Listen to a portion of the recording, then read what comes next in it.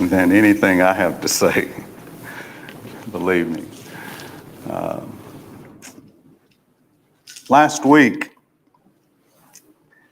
I brought up, and we've spent the last couple of weeks talking about what Paul warned the church at Galatians of those churches, is the fact that it doesn't take much sin to affect the whole entire group. And we've talked, I think, needfully and hopefully helpfully. I think each church needs this, what we've done the last couple of weeks, because most all the talk is on the sinner and their issues and reaching out to them and on the sin. This proverb or statement, this inspired statement, is warning individuals and warning churches. When I say warning individuals, Jesus said the kingdom of heaven. So he is talking to his, and it says, and then he said, especially to his disciples, the kingdom of heaven is like. And so individuals and churches, like Paul is warning, need to be reminded of letting sin hang around, right? Because at 1 Corinthians 5, Paul says, remove the old leaven that you can be a new lump. And that's what we don't need to ever forget, is that as long as the sinner is not disciplined, then we are not a new lump. So you can't be a new lump until the sin is removed. And that's what 1 Corinthians 5 teaches clearly. And that's what oftentimes get overlooked.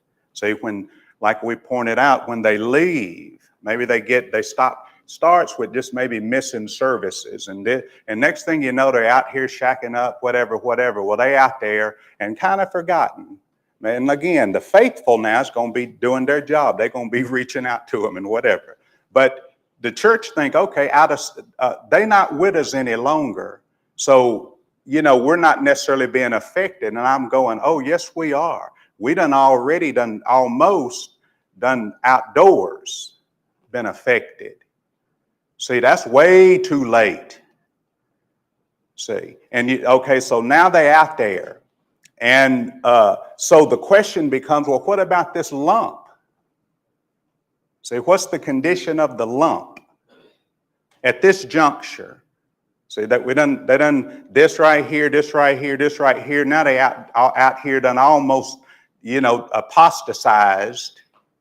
And now, see, out of sight, out of mind, kind of. And again, keep in mind, we're never talking about those faithful souls among us that are real watchful, considerate, have done their job to reach out to those people. Because they were watching, they were listening to the announcements. They were hearing everything said and asking, where are they? Where are they? They do their job. I'm not talking about them good folks. I think, like I said, I've been thankful to always be reminded. Don't ever assume, everybody's this way or that service to God is done on an individual basis. And faithfulness is that way. The church at Sardis shows us clearly that a church is caught up in all kind of mess, but you don't have to get involved in it yourself, is what Jesus taught. The Master said that. So he watches, this person has not defiled their garment. Now everybody else had, see, but he's able to see they kept their hands clean of that mess. See. And so that warning that he makes, that's what we've been spending time emphasizing, see. The lump, the effect upon the lump and the apathy that sets in. See, over time, you just kind of you forget about them, months go by, and then all of a sudden you might have a reinvigoration of, let's, hey, forget, remember them, and everybody starts hustling again. Well, that's just kind of shame on the church. That hustle starts and ought to be hustling right when you see the problem. And then you decide, is discipline necessary or is it not? Collectively. Again, we got men here watching for us, but again, we pointed out, if you see elders in 1 Corinthians 5, I argue you seeing the wrong thing. And if you see elders in Galatians 6 about doing all the restoring, you in the wrong business. And I've screamed that since I've been here. I don't see them verses that way. That's a collective effort.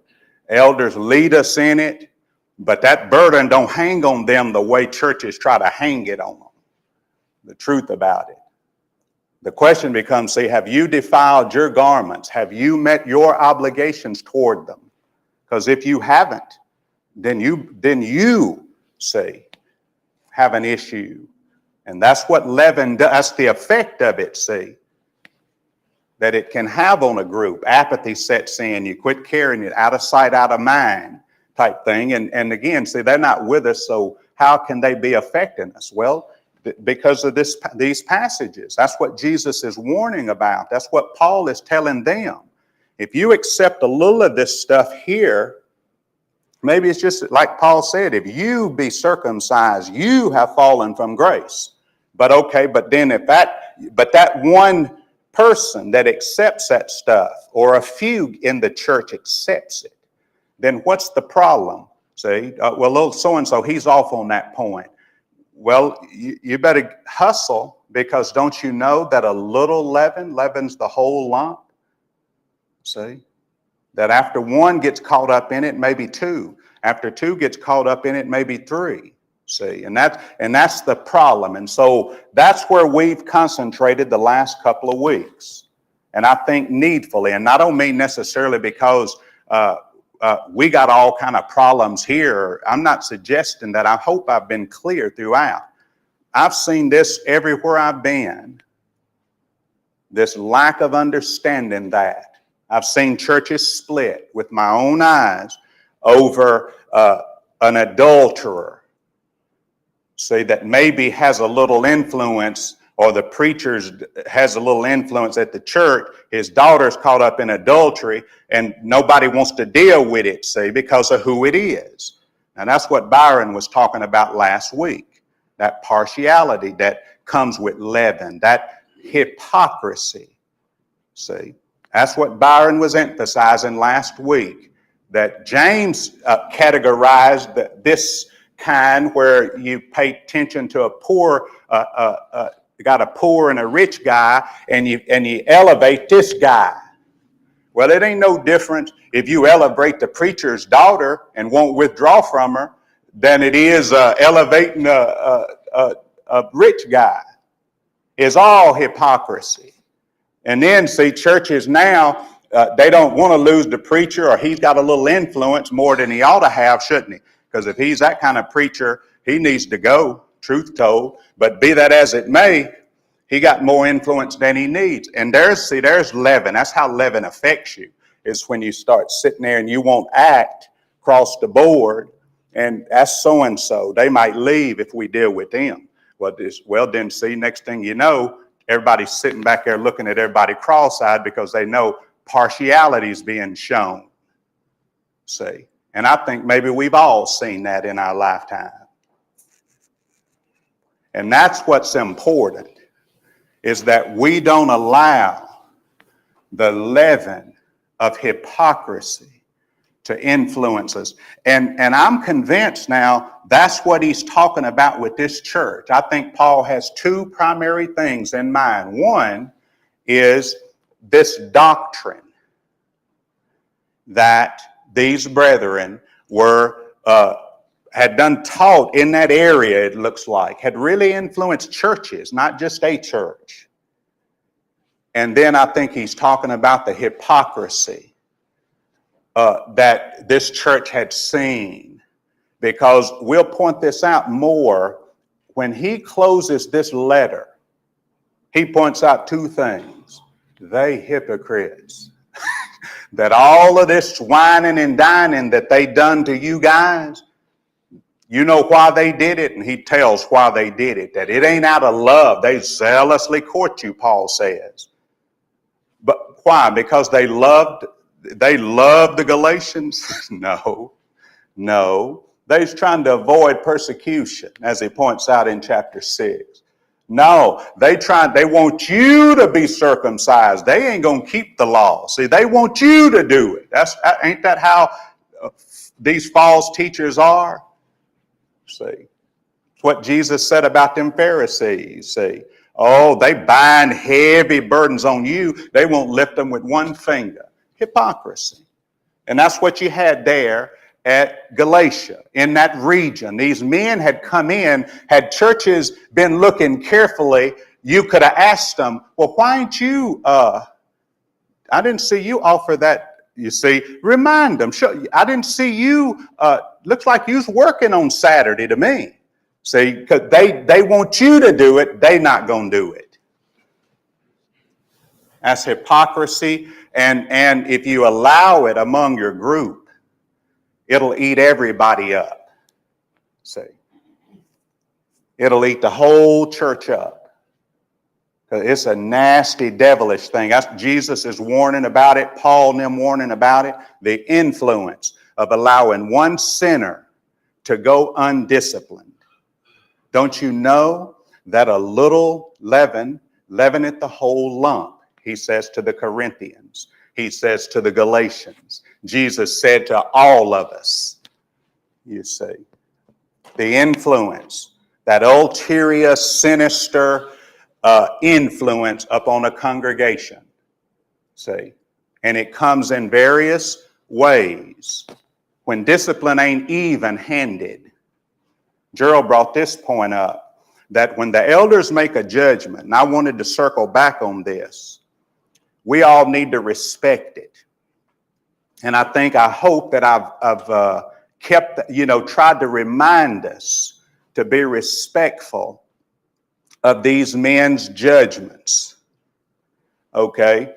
And if they decide, jump up and in 1 week they got somebody withdrawn from, and then here's somebody ain't been withdrawn from in 2 months, and somebody screams, oh, they showing partiality. No, that's the point he was making. That's not at all necessarily the case. That each case is to be examined on its own merits, see. And the restoration efforts ought to drive a lot of that is, have we met our obligations toward them? See, because once we do, we need to act as a group. See, men may do it. It ain't wise to act kind of nobody knows what's going on. See, because that's where suspicions come in, and that's things don't look right. We provide for honest things. That's why we ought to collectively act, because we are a part of the lump. That may be our daughter. That may be our brother. We all got a stake in this. These may be people we got bonds with and all. And when we act, we need to act. But we need to act collectively. It ain't like the elders withdrew from them. What passage you get that from? What do you mean the elders withdrew from them? They need to withdraw, and they need to not eat with them. But you and I need to withdraw from them. Read the passage. Read the passage. And I want us to be clear on that, because we all ought to be able to sign off on these things. What Gerald said. Everybody in the building ought to be able to, and I think they do, understand that every act is judged on its own merits, that the elders ain't necessarily showing partiality because they lead us to act here quickly, a little swifter on this one than they do this one. I think everybody in the house understands that. What everybody don't understand is what Byron's talking about, is that we need to make sure all our judgments are applied equally. That we don't take this brother and elevate his voice above another brother's voice. That we don't let this brother here hold it, they got more weight when they say something, everybody listens. This one here, that his don't count as much. This is so-and-so right here. That's the problem churches have. That's what James is talking about, that. See, and when you do that, you sin. That's what James is talking about. When you take this one right here, and he says something, or maybe he threatens to leave, and everybody listens to that. Now this one right here, they don't care if he leaves, see. That is our problem. That's every church's problem. That. And that's what needs fixed in every church. See, that type hypocrisy needs dealt with, needs repented of, needs straightened out every time it exists, every time it rears its ugly head. You see, that every brother is the same. That is where we got to land. If we can sign off on that and practice that, we've met the burden and we've spared ourselves from spiraling out of control. Don't you know that a little leaven leavens the whole entire lump? That's what he's talking about. That's what churches, all of us, and again, let's not put this burden upon these good men that we have leading us in those ways. It's too heavy a burden, and it just all should. I've never thought it should reside there, because them passages, I don't see their name in them passages. I see the chief shepherd in 1 Corinthians 5 talking, commanding brethren to withdraw from every fornicator. Not the one you like. Every single one of them needs withdrawing from that don't repent. Let's keep it all in perspective. Every covetous person, don't matter who it is. The chief shepherd gave them, these two men and us, our marching orders. There are no fornicators that don't need withdrawn from. Every unrepentant. So it doesn't matter. And churches divide all the time because somebody carries too much weight at a church. All the time. It ate us up at Legion Street. It ate us up north, didn't it, Jern? Family member, once somebody with influence, once family members get involved in it, see that the discipline gets uneven now. I mean, we know why, right? But it does, and it eats churches up, and that's what the last couple of weeks have been about. Is making sure no human among us at East Iberville, that every voice is the same. Every man counts. Every woman counts. And their voice is equal, all things considered. That's the way it ought to be. And I will now, anybody with any questions or any comments or anybody take issue with anything, I'd be glad to think I can prove every word that I've said this morning. I think that's what the passages say. I think that's what Paul is warning this church here about. That it's not just the doctrine, that disciples are warned also about another leaven. And when Paul says, don't you know that a little leaven leavens the whole lump? And I got hypocrisy all over this letter. See, all over Peter. He wrote about Peter to these churches. And what he did got everybody caught up in stuff. When Peter did it, see, other men got caught up in it. Even Barnabas gets caught up in it. And then these so-called lovers, they zealously court you, and yet they don't even keep the law. They're just trying to get you to keep it. See, hypocrisy. And if you let it stay there, it'll affect all of you. See, and isn't it interesting that Paul singles out these, like some preachers do it. It's hard to do. But I mean, he called names, like Brother Hall's lesson on, here he preached on dress, on missing church. That's laying down the law. That's bringing both barrels, and we need it. See, because brethren ought to assemble. And when you get that, see, you be thankful you got that. Because everybody ain't going to get up and tell folks they need to come to church. You see? It's the truth about it, and I love him for it. Jeremy. If you remember, there was a time when we were really on the ball up there with that. Like when you first arrived, like after you helped out a little bit with us. There was a time, and granted, we were scripturally unorganized in the sense that we didn't have elders and deacons, but it was early on. But one of the good things that happened during that time was that everything was well communicated. Granted, we didn't have, there are things that the elders, decide here that we're not privy to, and that's right.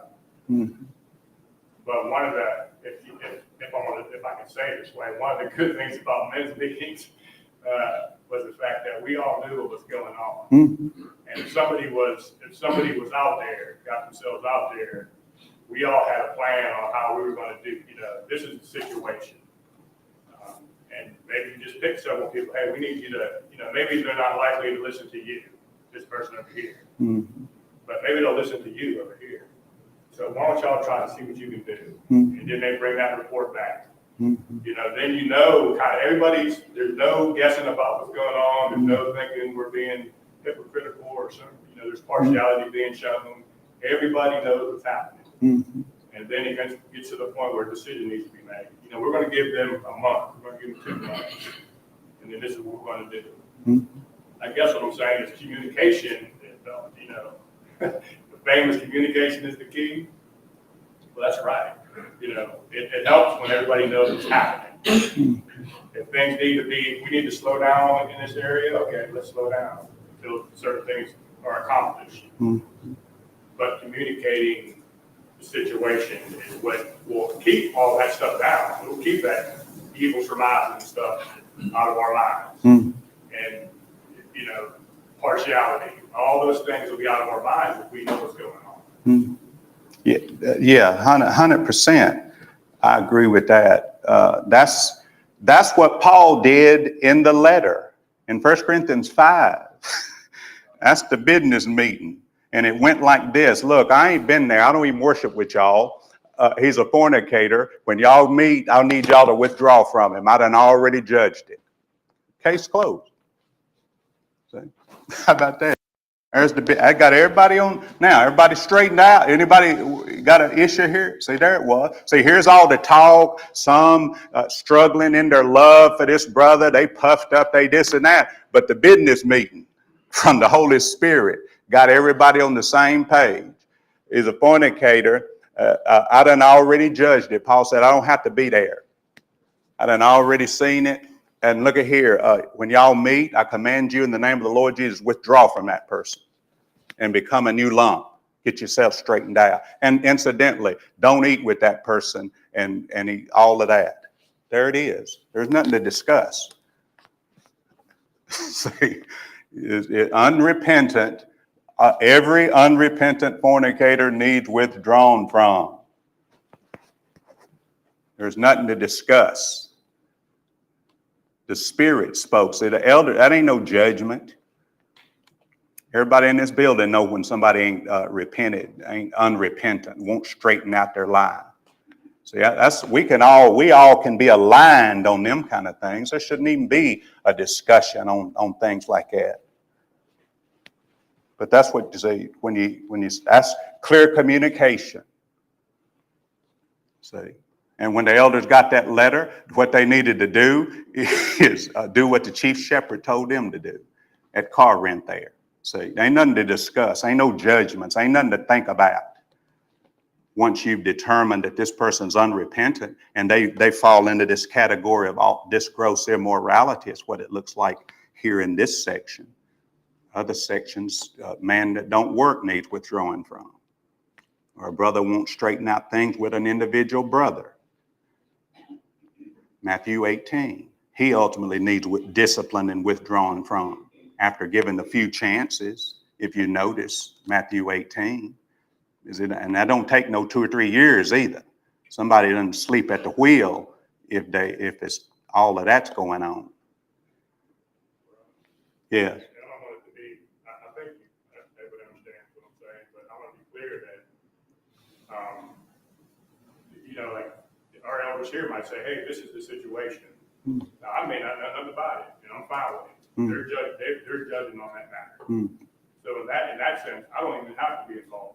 I trust their judgment, and they say, this is where we're at. This is how we're moving forward. Then I'm fine with it. Yeah, me too. Yeah, I'm 100% fine. Listen, elders are uniquely qualified. I can't tell you. Now, these men, I'm sure, cringe every time we talk about, every time we give them their honor. But what they've showed, the reason they qualified, is that they have done the hardest thing, I believe, in the world. And that is to keep their family together, to raise and to instill the truth in their children, and to live that way and be the kind of people that when they do something wrong, they straighten it out. That's blameless. That's what that word. And everybody don't meet, can't walk down that road. They've raised faithful children. And that's what, incidentally, that's what the Holy Spirit said. If a man don't know how to do this, then he can't handle managing God's household, supervising, that word presbyter. But they can do it. They done demonstrated. They know how to get rid of leaven in their homes. The children reflects that. See, they didn't fall asleep at the wheel with their children. They kept that thing. I mean, as hard as we all know how hard that job is. And these men, and that's why again we don't overpraise them when I want to always remind us of that. They uniquely qualified to, like if you can't have confidence in that, then what else can you have confidence in? Because if you walk down that road of trying it yourself, it's a hard job to stay married, admit when you're wrong, and to raise, keep your family, your wife, children, everybody in subjection, and to raise them up faithful. And it's a few men on the whole planet that can do that. Now, I can't elevate these men any more than the Spirit elevates them. That's a giant order for any family. And they've done it. We got men among us that have done it. So, after that leaven introduction, Paul, you'd think he done quit on these brethren after lighting them up in the first 4 or 5 chapters.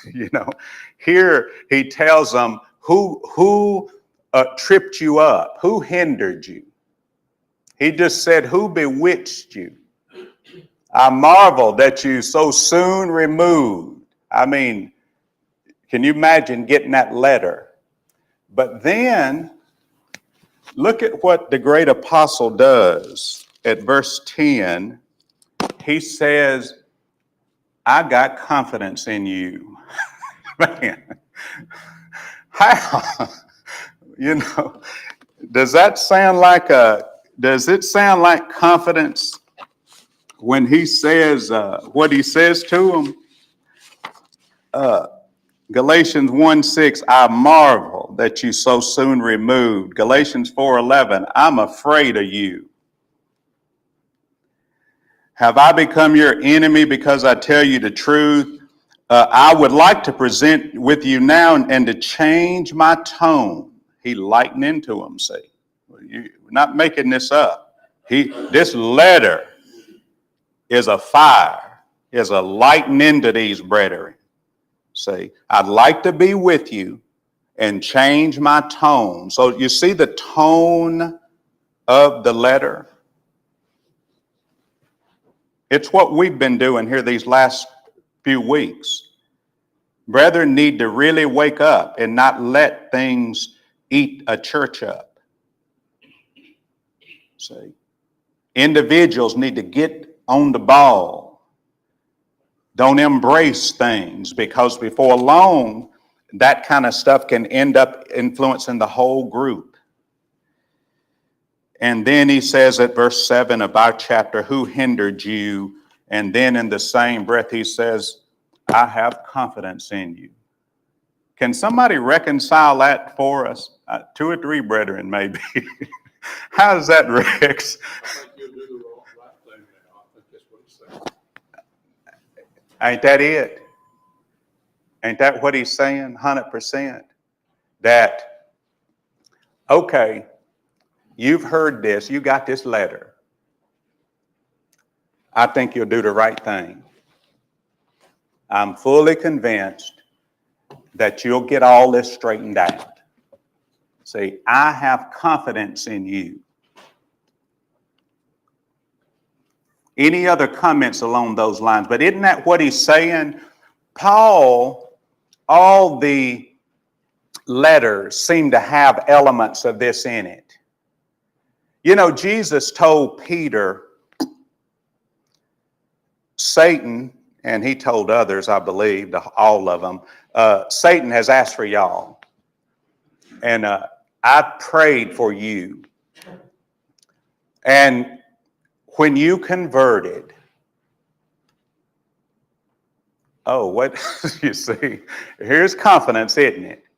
Now you struggling here. And mightily they did. Satan had sifted them. He sifted them and would continue to sift them. But he says, but now when you have been converted, when you get things together, see, what did he say do? Strengthen the brethren.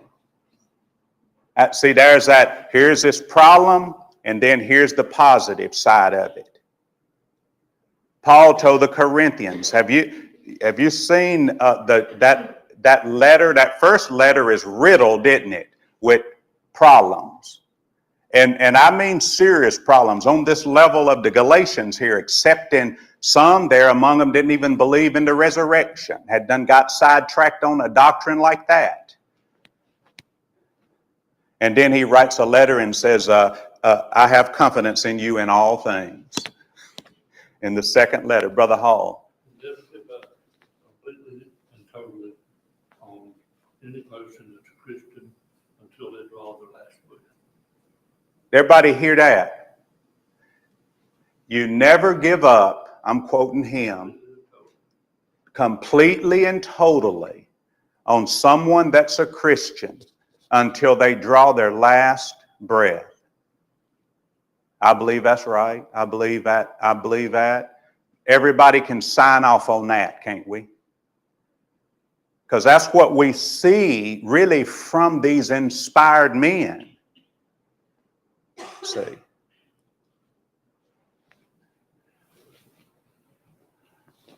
One of the things that I've always admired, maybe you have too,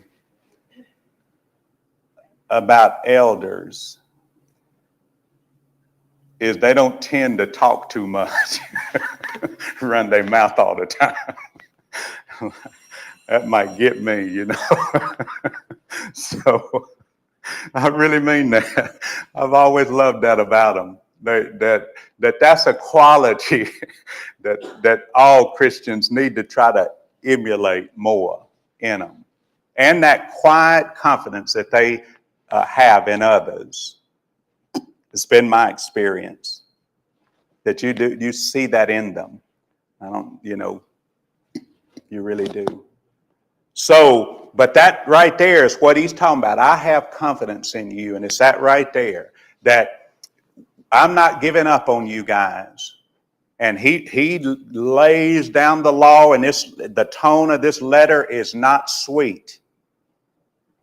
And yet you see that abiding, what he saw the master did to him. When Paul wrote to Timothy, he told him he just was beside himself at God's great grace and mercy, that he could wait on somebody like Paul, show all patience and long suffering with him, and then he meets Paul on the road. And Paul submits to Jesus Christ after a life of murder and destruction and hunting down his people like animals, hauling men and women into prison. And Jesus meets him on the road. Why are you hurting me? See that patience there, that not giving up on a person? It's a lot to. But that's what we see here in the tone of this letter. But look at what he says about those causing problems in the same breath. This is, to me, I have confidence in you in the Lord. Brother Hall, I believe that expression in the Lord is what is the verse that, like what you said, that in Christianity, we don't give up on each other. And see, I have confidence in you in the Lord. See, we may not have that kind of confidence at the workplace or whatever, but what we're dealing in is much more precious and serious than that. And we all need to embrace that abiding confidence, as quiet as it may be, that we hoping and pulling for brethren to change and to repent, even after we've had to discipline. To me, it ought to ratchet up then, that you go out of your way to be kind and to don't count them as an enemy, to show them that we still love you, we still care about you. Because I think we fail when we don't. That if that thing drops, kind of like they withdrawn from and out of sight, out of mind, I think we miss really what's under consideration in the passages on withdrawal, that they ought to be admonished even after we discipline them. See. But the troublemakers has got problems. Has the bell rung? Did that last bell ring? I think it's fixing to. But he says, but he who troubles you shall bear his own judgment, whoever he is. Now that, I'm showing a semicolon there, that this is a thought where he says, I got confidence in you in the Lord, but the ones who causing trouble, they going to bear their own burden. And I think that can be done in multiple ways. The church can discipline in it. I think these are brethren here. If I understand later in the chapter, I believe he makes it clear that these are Christians. And see, you discipline them kind of troublemakers. And they bear their own judgment, like Paul says, whoever they are. And of course, we know ultimately the Lord's going to deal with them for causing trouble among God's people. Thank y'all very much. Appreciate your good comments and listening, and pick up with verse 11, Lord willing, next week.